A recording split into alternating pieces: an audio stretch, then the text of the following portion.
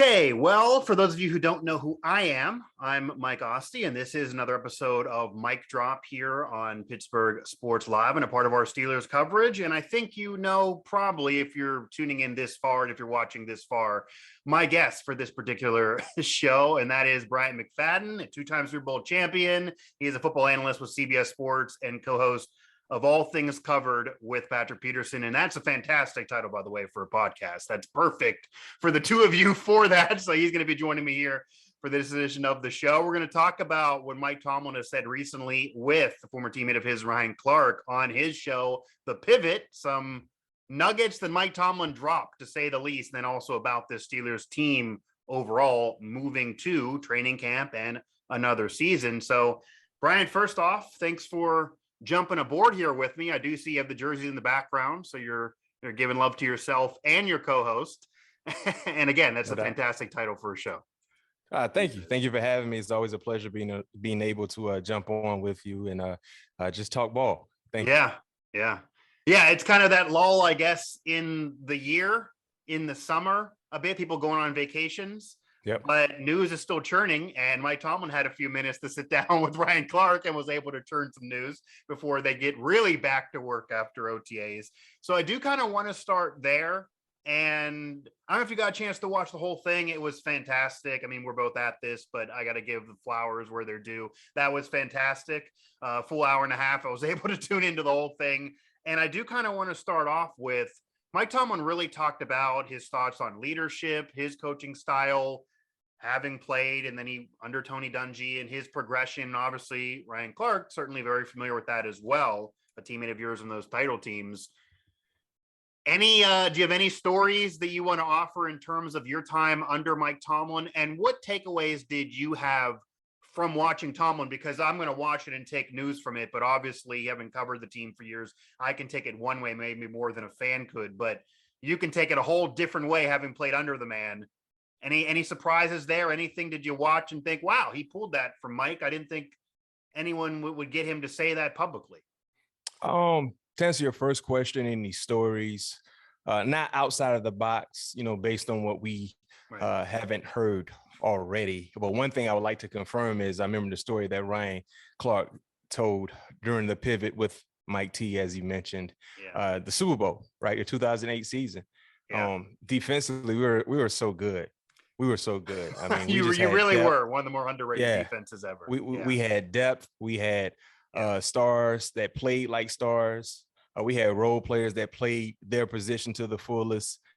And because of that, we were able to, help get our team to Super Bowl. But yes, that play when Larry Fitzgerald scored that touchdown, and Ryan said it, and we all felt the same way. We're going to be the reason why we lost the Super Bowl, the defense. Right. The defense, the one group, the one unit that was always in the tops of all statistical categories. We're going to be the reason why. So when Larry Fitz scored, we were just on the sideline like, oh, dang, afraid. Like, what do we do? Right. Yeah. And then when we go down and score, we're still in the mind frame, the mind frame of like, man, we just messed up. We even shouldn't be in this position. And Mike T had to kind of get everybody together. Like, hey, man, if you win, regardless of what happens, and doesn't matter. Said that, right? We're legendary defense. Because think about this, some of the best defenses that we've seen or heard about, if they don't win a championship, they're not in that conversation. 100%. You know what I mean? Prime example, let's say most recently, the Super Bowl with San Francisco and Kansas City. Remember, that San Francisco 49ers defense was top-notch. Yeah. But no one will ever talk about them being one of the best to ever do it, especially during their time, because they didn't win a championship. So for us, most of the guys already having a championship under their belt, we're like, oh, we screwed it up. And Mike T's like, man, listen, we win. We will forever be remembered as a dominating unit. But we just didn't grasp that at the time because we're like, man, because we were so used to dominating people. You know what I mean? Just used to just doing what we're supposed to do. Right. But that's it kind of would have been ironic for that year to end that way negatively for the defense. It didn't happen, so you don't have to put your head down there. It didn't happen, and you have another ring thanks to it. And how the Steelers' beloved fans are. it's all about defense anyway. It seems Right. back during those times, they held the Yeah. defense at a higher standard Yeah. than the offense. And for us to do what we did the entire season and then have a drop off at the biggest game, man, the fans would have went crazy. They would have been totally pissed at us. Yeah. But Yeah, the maybe. second question, was I surprised? No, that's who Mike T is. You know, I had the luxury of having him on our podcast with me and Pat Peterson, and just the relationship. He opens up in a way that most people don't see him when he's around people who he's comfortable with in a comfortable like setting. But I'm happy that he was able to showcase who he is, not just as a coach, but as a leader. Yeah. Because if you didn't have a found respect for him, you have a newfound respect for him now. I would say actually that's very fair. And I'm glad he did this as well, because as you know, he's kind of a polarizing coach nationally. There are some that maybe don't give him as much due. There are some that maybe we're talking about how you wouldn't have got as much credit as maybe your group deserved if you did allow that touchdown and then your team ended up losing and the Steelers didn't get that second ring. Well, that's kind of the conversation it's been over the last decade, that Tomlin has a ring, but only 3 playoff wins, kind of people saying, well, what have you done for me lately? And it's not fair. You know, a lot more goes into it when Ben got hurt a few years ago, et cetera. But that kind of has had Tomlin be a little polarizing nationally. We saw a national media outlet throw up a top 10 list and Tomlin's not there. I'm not even gonna throw out the name to give him any more dap, but those things occurred. And then you get to follow it up with this. So Tomlin was able to kind of answer some things people were wondering. And I do think it maybe had people at least respect him more in terms of leadership, but it does kind of connect the dots to the current group defensively. I mean, they've had their warts. I'm not going to put them historically with you guys, because I think you're more the underrated groups of all time when you're talking about people give credit to the 85 Bears, 2000 Ravens, etc. You guys for that era are certainly right up there, and you did get a ring. But yeah, this group here hasn't had the playoff success despite the sack record, despite TJ getting the Defensive Player of the Year award. Comparing this group to, say, the Buccaneers of the late 90s, early 2000s, they at least got a ring. They had deep runs. This group hasn't had that, so it does hold this group back, and that may have happened to you guys as well. But I'm glad that Tomlin spoke as well. Bryant McFadden, of course, you know who this man is. He has a couple rings. He has one of them thanks to the defense holding on and the offense stepping up, and then, of course, James Harrison, his teammate, running that pick back, and then a lot going on in that Super Bowl for the Steelers to beat the Cardinals. And of course, also a football analyst with CBS Sports and co-host, as he mentioned there, of All Things Covered with Patrick Peterson. Now, 2 things that Mike Tomlin also mentioned that are really getting recognition, but they were kind of pieces of that hour and a half that I think can't be lost. And number one is he detailed the behind the scenes situation of bringing in Brian Flores. So I don't know if you knew a lot of that prior, if any of that was a revelation to you, but I think certainly for fans, a lot more of that was unveiled. And maybe there's some surprise part of that because that involves, kind of his backdoor work that he hasn't always been open with. But he brings Brian Flores on as a defensive assistant, former head coach with the Miami Dolphins, obviously in midst of litigation with the NFL, which is weird. And as you know, the Rooney family always has had a close relationship with the NFL. They're on the premier ownership groups.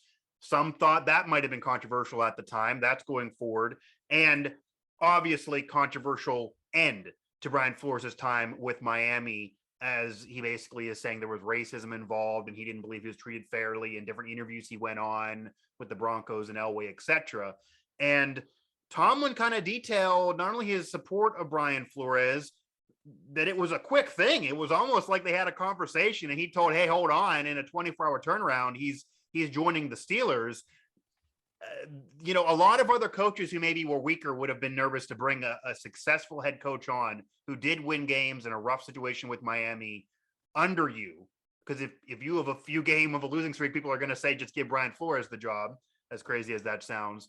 But did anything there surprise you at all? And then what are your thoughts on the Brian Flores situation? Because it kind of got under the radar a little bit since the initial news broke, since Tomlin spoke on it. But he's with the Steelers. He's doing work with the Steelers. But there's still obviously him and the NFL as adversaries.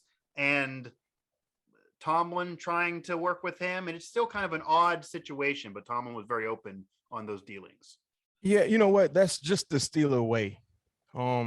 They're one of few organizations that can do things differently and be considered an outlier but won't really see a lot of criticism and slack from the naysayers because of the foundation, because of the prestigious tradition that's tied to the organization. Now, you might have had some folks like kind of raise their eyebrow at that move, but for the most part, everybody applauded the Steelers. Yeah, I think it was Tomlin. a great move. It just made me surprised that because he's suing the NFL. It's a weird situation. And I think that the biggest surprise for me was hearing how fast it happened.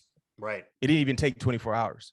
And that's, kudos to Mr. Rooney and seeing things with an open mind. Because Tomlin said, as you mentioned on the pivot, he went in and talked to Mr. Rooney. Mr. Rooney was like, okay. It wasn't a back and forth for it. It wasn't something that he said, you know what? I need to really think about it. Let me put my head together. Let me talk to a few people. All right. Okay. Yeah. So from the football terms, clearly it makes sense. This is a head coach who you're bringing on as an assistant coach, as a position coach. That's a win. Now, everything else that's tied to him with suing the league, of course, that's another story. But when it comes to the football side of things, it made perfect sense. And, I'm happy they were able to do that because the staff got better instantly when they hired Brian Flores, just seeing what he was able to do in the short term as a head coach in the league. Yeah, and you hear from players right now, and even from what I've seen, he's hands-on. I don't know if they had that experience with previous regimes and previous coaches. And again, it's a coach with head coaching experience adding himself as an assistant under a championship head coach on a team. It's hard to have that be something that's going to be bad in terms of the football team and improving things. The defensive side of the ball needed improvement despite putting up sack numbers. There are things to improve upon. But now, obviously, you played in the league a long time, and you were a notable player in the league a long time, playing under Mike Tomlin, who an African-American championship head coach. And Tomlin, actually, at the time when he got the Steelers job, was kind of an unknown. So he kind of got it working under Tony Dungy, who's another Hall of Fame African-American head coach, and then eventually got the job with the Steelers. In terms of the Brian Flores situation and his lawsuit with the NFL, I don't know how much, you know necessarily in terms of inner workings, or if you talk to any players or coaches about it at all, but what are your thoughts on that lawsuit in terms of him saying he didn't feel like he was either given as much rope or handled fairly or even given a legit interview because of the color of his skin? Obviously, the Rooney Rule is there, so that's why he did maybe get interviews, and that could be a positive, but obviously if they're fraudulent interviews, maybe he wouldn't want them. What are your thoughts on the lawsuit in general and just the NFL's race relations? Because obviously, not even just as a player, you were very involved with a African-American head coach, and then the Rooney family. It's called the Rooney Rule. They were very involved in trying to fix the problem in the first place, but it now appears, based on what Brian Flores is saying, that problem did not get fixed, actually. Nah. I mean, my thoughts, number one, it took a lot of guts for Brian Flores to do that, knowing that potentially his coaching career could be in jeopardy. Clearly as a head coach, right? And I think he understood that, and he knew what the ramifications would be in making this a reality. And he did it because he wanted to make sure other coaches that look like him have a different outcome when it comes to the entire due process of trying to get hired as a head coach. But am I surprised to hear the allegations that he is, targeting to the NFL? No. Granted, you got to wait and see how everything plays out. But based on what his allegations is, if everything he said was legit, was true, I'm not here to say it was or was not, but I'm giving you a hypothetical. If it was, sure, would I be surprised? No. Would any of us be surprised? No, we shouldn't. Without naming any names, though, if you don't want to, but did you ever encounter or experience anything yourself, even just hearing some? I mean, as players, not as players. Even hear anything from a coach that kind of looked the wrong way about, hey, I don't know, or anything prime like example, we don't have to look any further than looking at our head coach. The reason why Mike Tomlin is in Pittsburgh is about Miami Dolphins basically said he was too hip-hop. He was too urban. Decided to go with Cam Cameron. Case closed. Case closed. Right. The story was coming from Miami when Mike Tomlin interviewed for the Miami Dolphin job. His first interview, he blew away. Cam Cameron came in, had an interview, dud. Mike Tomlin interview was a success. They said, you know what? Let's bring Cam back in. to try to justify hiring Cam because the first interview was such a letdown. They're like, man, let's give him another opportunity to kind of correct his wrongs, to kind of justify, right? They still paying for that. They still. So my thing is this: when you say, quote unquote, this is, correct me if I'm wrong, but I think the words they use that Mike Tomlin was either too hip hop or too urban. And Channing Crowder mentioned that to Mike T on the pivot, and Mike Tomlin said, "Yeah, that's what I heard." Yeah, he didn't deny it, but he kind of confirmed it sideways. Yes, that's what I heard. So my thing is this, Mike: when you say someone is too hip hop or too urban, you're basically you're putting them in a category when it comes to races. Yeah, right. You wouldn't say that about a Caucasian person or probably somebody of anything other than an African American. You wouldn't, and to kind of flip this, for this to be an open-minded conversation. Absolutely. One wouldn't say to an African American, "Oh, you're too country, or you're too Western, you're too hillbilly," right? Right. But when you say, "Oh, he's a little too urban and he's too hip hop," whatever it was they used to describe Mike Tomlin, we already know where you're coming from. So just for us talking about this whole Brian Flores situation, that's why we shouldn't be surprised, because our coach, my coach, became my coach because the Dolphins felt like he was a little too black. Point blank. That's what it comes off of when you're saying that. And of course, I heard those rumors as well. And he heard his rumors. That was another thing that was interesting, because I had not heard Tomlin all those years of covering him. I have not really heard him speak on those rumors almost 20 years ago now. It is interesting how that's still in his mind. Think about that. And so if Mike Tomlin basically had to endure something like that, right? How many other coaches had to endure the same thing? But also to remember, the way this got out to the public wasn't because of Mike Tomlin, because someone else let it out. Right. Think about how many coaches just kind of kept things internal.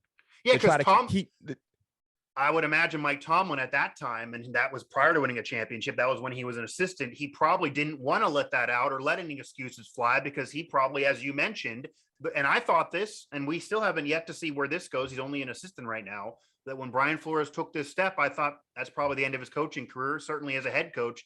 Mike Tomlin probably thought back then, if I let this out, if I complain in this regard, I'm not going to get the opportunity that I want. Yeah. Because, 1 year in Minnesota as a defensive coordinator, had a real stout unit. And because of that, he got opportunities to be a head coach. Right. But just that logic alone set Miami back years. Yeah. And then, ironically enough, we're still talking about Miami with the Brian Flores situation, and having had Brian Flores, and then they still trying to find a head coach. Think about how many coaches they went through. Yeah. Instead of hiring Mike Tomlin, for number one, we happy. Pittsburgh, we're happy that the Dolphins felt like Mike T was too black. Oh, I'm sure. I'm sure you are. Yeah. It worked out for you. Still trying to get it right. Right. Yeah, they absolutely are here. Again, Bryant McFadden, Mike Asti here. As we're talking, Mike Tomlin's appearance on the Pivot with Ryan Clark and company. And yeah, that was very open of Tomlin. It was great to hear that a little bit. That was kind of opening up more than maybe we've heard him in recent years.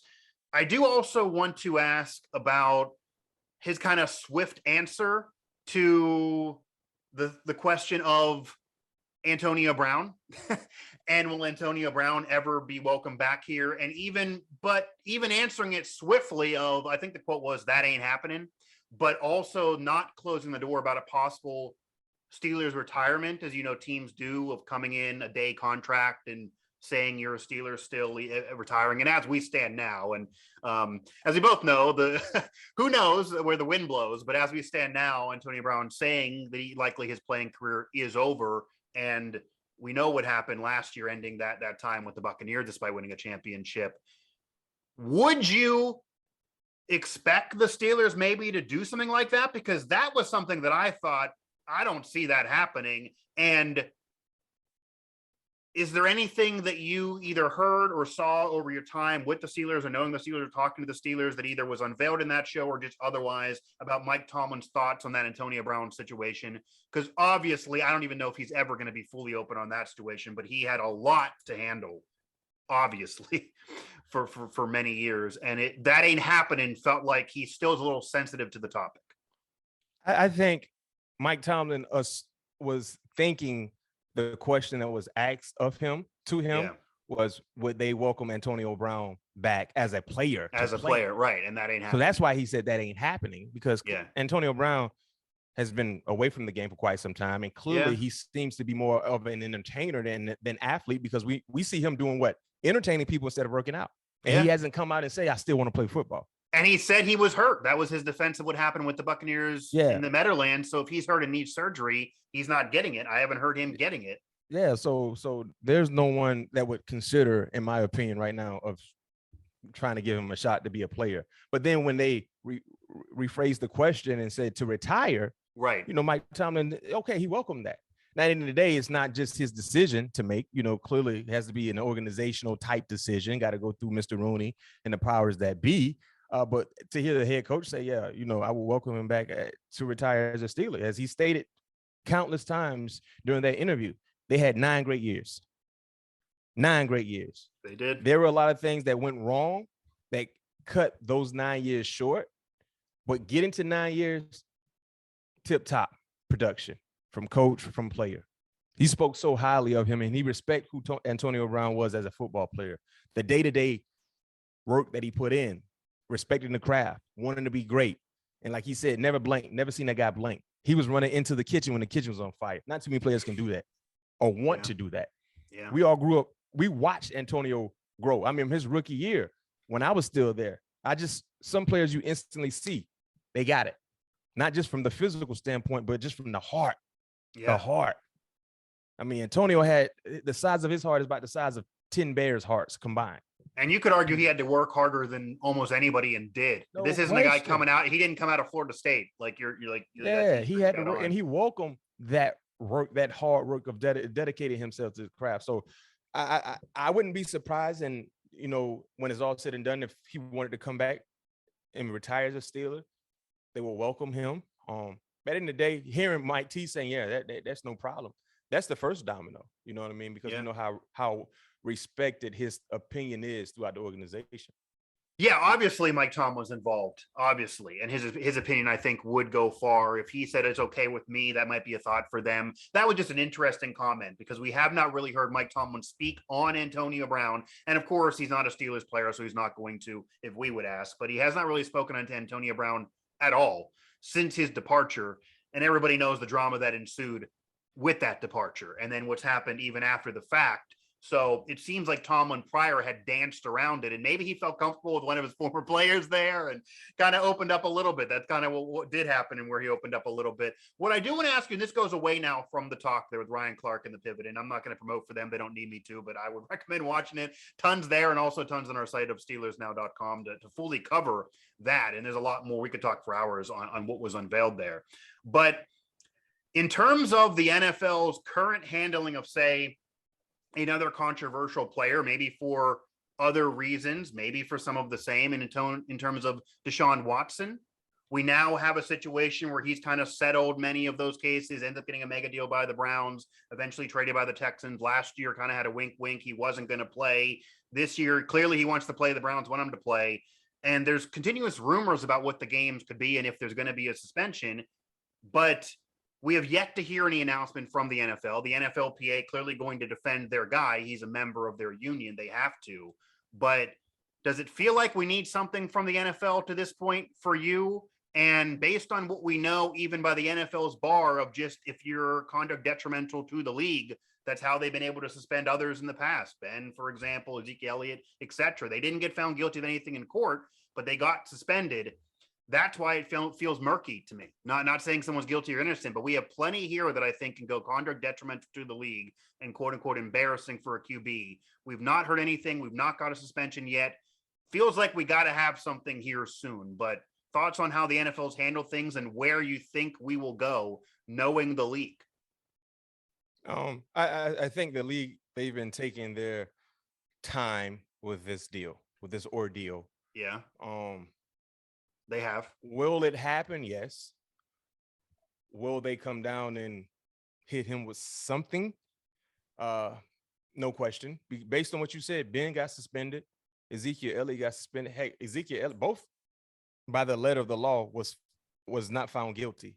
Right. If I'm not mistaken. I can't Yeah, remember. yeah, no, yeah, they didn't. Yeah, Ben, yeah, they didn't go to court and Yeah, weren't found guilty or anything. but they still, right, because of their quote unquote ties to that situation, alleged ties to the situation. And they got Ezekiel suspended. Elliott kept appealing and appealing and appealing, if you remember, then eventually got suspended. So Deshaun might be able to appeal as well. But there's a myriad of guys that. So my thing is this: right. if those two players that we're talking about was tied to one individual, quote unquote, this man is tied. Deshaun is tied to 24.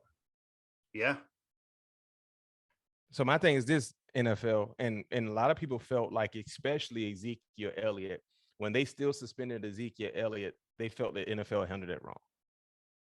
But if that's what the standard is, one would think, yes, he's going to be suspended. And that's the Browns expect that. That's why they only gave him $1 million base salary this year. Next year is $30+ million. Right. So they already were expecting, okay, he's probably going to be suspended. So just to make this deal sweet for him, let's make his base super low so he's not missing out on a lot of money. Yeah. So to answer to tap it all off, yeah, it's going to happen. Something will be in place before the start of the season. It might linger through training camp, might linger throughout the entire training camp preseason. We don't know. But before the start of the season, we would know how many games Deshaun will be missing. Yeah, I'm sure we will. And then obviously the NFLPA, like with others, they're going to appeal. And generally it works with any suspension throughout any league anywhere. You get something and it's going to get whittled down a little bit. So if he's suspended for the whole year, I'd imagine maybe he'll miss 10 to 12 games or something like that. For me, though, it feels like we should have heard some of this news already. It does look a little bad at this point. We've heard nothing because as we're talking, the bar for a suspension is not the court. He doesn't need found guilty for the NFL to do something all the time. So I'm not sure why it's taking so long here. Bryant McFadden joining me here on Mic Drop, Mike Asti, as we're talking some controversy around the NFL, but I do also want to talk about this current Steelers team here and the outlook coming into the season, because a lot of people are saying that they have the potential to be one of the better defenses in the league. You obviously played in one of the better defenses in league history and won a championship for doing so. They have been good in recent years. Certainly the sack numbers and TJ's individual awards and recognition, that can be maybe misleading because they certainly allowed a lot of points, certainly allowed a lot of yards, certainly against the ground mostly. Stephon Tuitt not coming back now, so that's gone. But they made a lot of moves this offseason to try to repair things, to add depth. And obviously the whole situation, even on the offensive side of the ball, with drafting Pickett, Ben retiring, Trubisky there as a former Pro Bowler, who's going to be the QB, Mason Rudolph still on this team. What are your thoughts about the outlook of this team? What still needs done needs-wise? What still do they need to do? And what do you think they should do in terms of still key decisions about who starts week one at quarterback, et cetera? I think this is a playoff caliber team because the defense still should be pretty good, right? The defense still should be pretty good, especially if they're healthy. You got one of the best sack guys in the National Football League. You got one of the best safeties. You got one of the best defensive ends in the league. You got a talented guy in Miles Jack, who they've added from Jacksonville, 3-down backer. Hopefully that could initiate some positive, consistent play from Devin Bush, who really jumped on the scene early in his rookie year, but injuries kind of derailed his production. So they got pieces. They have pieces. Yeah, they locked up Minka. Minka's going to be there for years to come now. Yeah. So just stay healthy is always the main ingredient for success. And then offensively, I think this offense should be better than a year ago. The offensive line was still, still work in progress. Yeah. Right. You had a rookie running back who's still bald. One would think Najee should be much better. I believe the offensive line will be better. You got an up-and-coming tight end who, as a rookie, showed flashes. He should be better. Yeah. Right? Diontae, Claypool, who's already saying he's a top 3 wide receiver, now go put it on film. Right, yeah. Put it on film. Right, Bruce Pickens, who I love. Yeah. George Pickens, yeah. George Pickens, I'm sorry, not Bruce Pickens. Bruce Pickens played corner. Yeah. Nebraska You're always gonna lead. Was one of the highest drafted corners ever. Right. To Nebraska. I think the Falcons drafted Bruce Pickens, but George Pickens. Okay, George Pickens. Yeah. So, but I loved him at Georgia. Of course, if he was healthy, he probably would have been a first-round selection. So they got pieces. It's all about the quarterback play. At the end of the day, you know what I mean? If you don't have a good quarterback, the field is 150 yards. Yeah. You got to drive an extra 50 to score. If you can put your head, though, into, say, Cam Hayward's mind as a veteran player on this team, and obviously the Steelers always do this, as you know, Tomlin hasn't had a losing season despite maybe not tons of playoff success over the last decade plus. They want to win now, but it's also clearly about the future. That's clearly been about this draft. Kenny Pickett clearly seems to be the guy of the future. They wouldn't have taken him in the first round. He was the only QB taken there. He just signed his deal at Sons of Cash for where his spot was. Whether he went to Pitt or not is immaterial. He's certainly the guy for the future. Trubisky's only a few years older than him. Led a Bears team with a worse roster through the playoffs before, is a former Pro Bowler. Certainly the jury's still out on if he can really be the guy for you. Mason, he's probably going to be elsewhere. I'd imagine they're going to trade him and get something else for him because I do think he's better than QB3, regardless of where his future takes him. But what would you want if you're a veteran player on this team? Because yes, you understand Kenny Pickett might be the most NFL ready rookie, and he certainly is the future, but you put a rookie in there, there's going to be growing pains. It doesn't matter who you are. Trubisky might be a little bit more ready. Would you want just the best guy that wins this camp battle? Would you be a little concerned if they go with the rookie since it hasn't been decided right now? Would you want the cushion of the veteran? Where would your head be? Right now, to answer the question, I would say Trubisky because we haven't seen Kenny Pickett take a meaningful snap in a preseason game. Yeah, we're not there, right? We're not there yet. Right. So to answer the question right now, Trubisky, however you want to call it, he made a Pro Bowl. He did some positive things in a very, very dysfunctional situation in Chicago. Yeah. His win-loss record is still above 500 as a starting quarterback. Right. The structure is more in place in Pittsburgh than what he had any year in Chicago. Yeah. So that's one caveat. To put it, lightly. Right? Yeah. And if Trubisky and Kenny Pickett was in the same draft coming out of college, Trubisky will still be drafted higher, in my opinion. Okay. So I think the talent is there and the experience is there. Now, if something happens throughout training camp where Kenny Pickett is balling, you can't deny what he's doing. Then of course you got to make that decision then. So when it comes to quarterback, who should start and who shouldn't start, it's easy right now because we yet to see one guy throw a pass in an NFL game. But I'm okay if Kenny Pickett out battles Trubisky, let the best man win. Think about Seattle. When they drafted Russell Wilson, they had just signed Matt Flynn to a nice deal, bigger than Trubisky's deal. Matt Flynn didn't play he played a few snaps throughout the year, but he wasn't the start. After training camp, Russell was a starting quarterback, and he was a third rounder. Yeah. So I think the Steelers will have that open mind when it comes to that competition. But if you were to say right now, we had to play tomorrow or Sunday, it's Trubisky's job right now. Yeah. Bryant McFadden here. We're getting close to wrapping up. A two-time Super Bowl champion, obviously football analyst with CBS Sports and co-host of All Things Covered with Patrick Peterson. Brian, I definitely appreciate the time. I do want to get you out of here with this because this is another topic that could be decided any day, but certainly is a big question right now around the Steelers' present and also future. We mentioned earlier that Minkah got paid, and that clearly was the top priority. That solidifies a player on the defense. That's a big deal.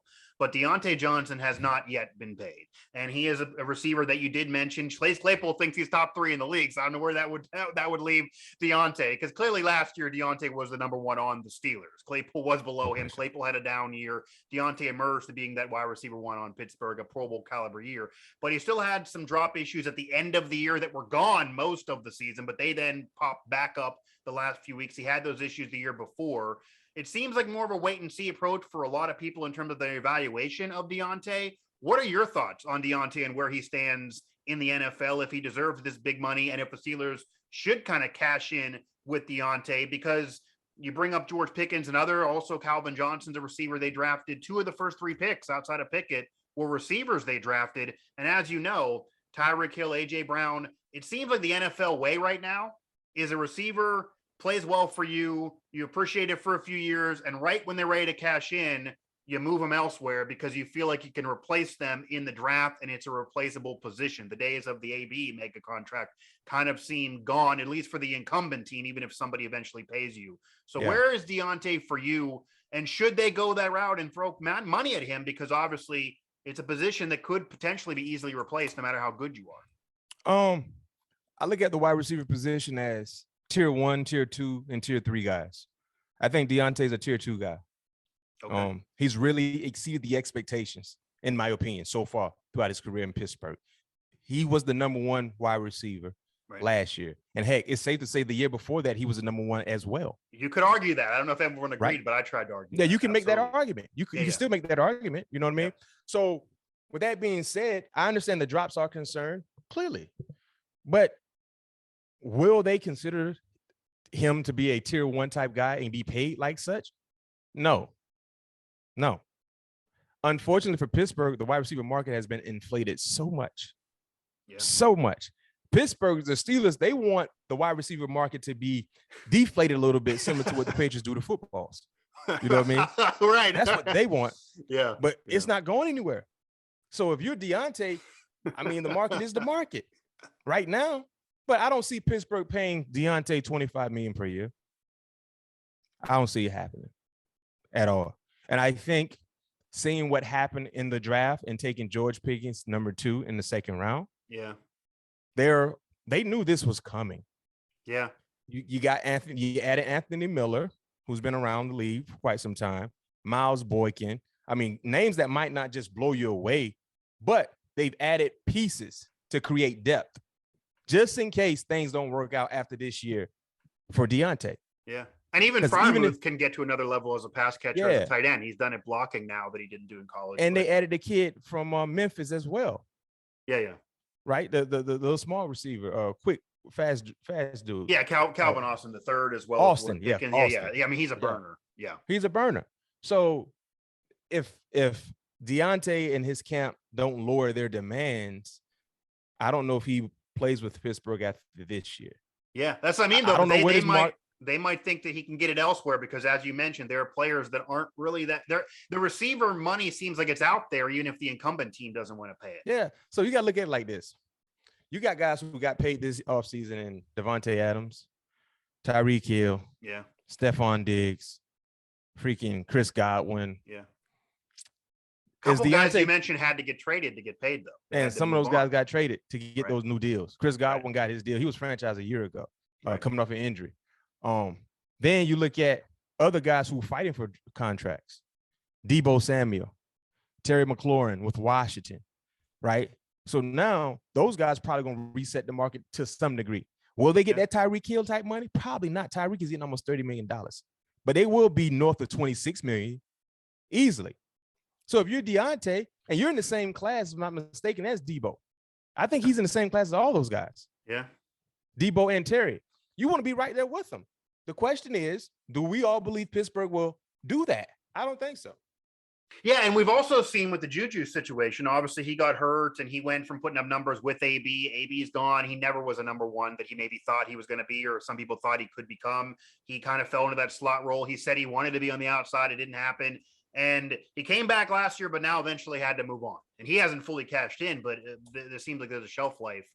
And who knows if there's also concern about, we can either easily replace it, or if we're not 100% sold in a guy because it's been maybe one elite year, do we want to throw tons of cash? So that's still going to be remain to be seen. This is a big year. I would say the 2 Steelers players that have the most pressure on them this year, without question, Dionate Johnson needs to put it up again, and then Devin Bush. You talked about it earlier. I mean, he needs to put it up even more than Dionate. He's coming off. You can argue an athlete, maybe it takes a year or so after an ACL to get back to form. I mean, it'll be now 2 years. So that excuse is going to be gone. He's going to need to get back there, but he was phenomenal when he first came out, and they did trade up for him. So tons of pressure in that regard. Brian, I definitely appreciate the time. Hope we can definitely do this again here, as a lot of them where this news comes out and we get to maybe a vacation, then get to training camp, and then a whole nother season. It seems like this calendar is just flying by. So I definitely appreciate it, man. Thank you for having me, Mike. Anytime. Absolutely. Anything you want to quickly plug here? Man, just, Steeler Nation, man, thank you for the support. Definitely check me out on CBS Sports HQ, getting ready for this season, covering NFL and collegiate football fantasy as well, with some gambling extras involved. Of course, and if you haven't listened to my podcast with my cousin Patrick Peterson, please do. We have a YouTube page as well. Subscribe so you can get alerted of all our great content right away. And we can be found anywhere podcasts are found. All Things Covered is the podcast, and we do cover all things. Yeah, and you were open on this. You covered all things here. So I definitely appreciate it again. Brian McFadden, 2-time Super Bowl champ, football analyst, co-host of All Things Covered. I definitely appreciate it, man. Thank you.